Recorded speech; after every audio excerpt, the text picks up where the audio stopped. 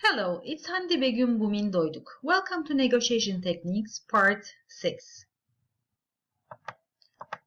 This is the last part of our course, and in this part we will be going over the negotiation relationship cycles and the skills needed for a smart negotiation. Here in this slide we are seeing the deal relationship cycle, which is the usual way, in which many negotiators make the mistake of confusing the deal with the broader relationship.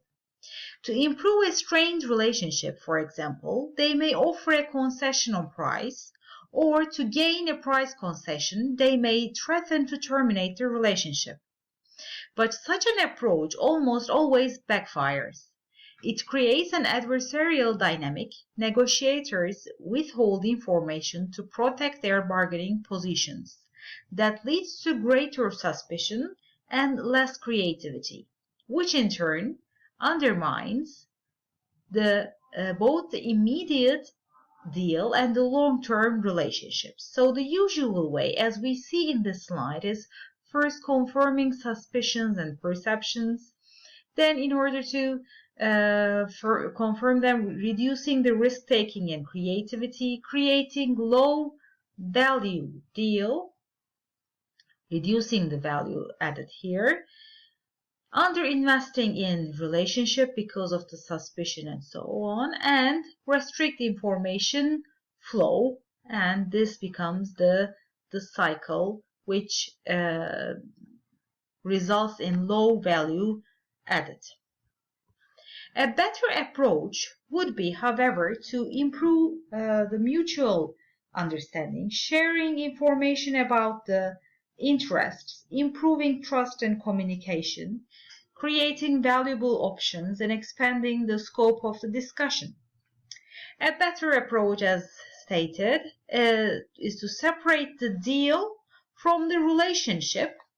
When negotiators don't feel as though they need to trade the quality of relationship for the terms of each individual deal, they exchange information more freely and become more creative and collaborative in their discussions. That leads both to more valuable deals and to stronger, more trusting relationships. So in such situations, when they are separated the deal and the relationship part, they become sharing, they are easily sharing their information about their interest and improve their understanding of each side and expand the scope of discussion. As a result, will create more valuable options.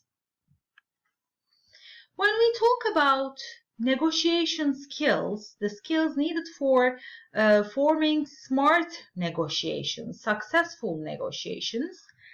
Firstly, as we have seen in part 5, analyzing and developing BATNA, best alternative to a negotiation agreement. Identify the best alternative to a negotiated agreement and taking the steps to improve it. Then the second one is negotiating the process, trying to come up with a win-win solution, building empathy, understanding the other sides, trying to get their perspective, understand their perspective. Listen actively. We are going to see it in the interpersonal skills too. Listening carefully and trying to reading under the lines and trying to understand the other side. Asking good questions, as we have seen in probing investigation in the previous part. When you ask further questions like how about it, how do you think this is wise, and so on, then you can, with asking the right good questions, you can get the answers better. Search for wise trade-offs. Be aware of fixing the bias and presenting multiple equivalent offers simultaneously, which we give the capital letters of MESO. Rather than making one offer at a time, consider presenting several offers at once and try a conditional contract and plan for the implementation stage. Place milestones during this implementation execution stage and deadlines in your contract to ensure the commitments are being met. You might also agree on the regular intervals for checking them out throughout the life of the contract. If necessary, renegotiate. In addition, adding a dispute resolution clause can be necessary for the implementation stage. When we looked into the interpersonal skills, effective communication is very important for a negotiator.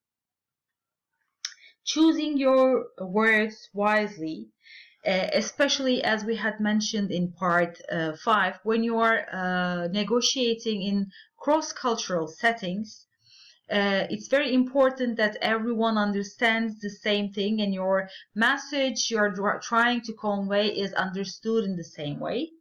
Think about your audience overall understanding of the subject, the type of language to use. Have command of your voice and clarity of the speech. Along with the verbal communication, also non-verbal communication. Your body language should reinforce your words. And also here we are seeing the active listening deeply, trying to understand what the other side is trying to tell, even sometimes by asking additional questions to clarify all points. And assertiveness. Assertiveness is expressing your thoughts, emotions, beliefs, and opinions in an honest and appropriate way.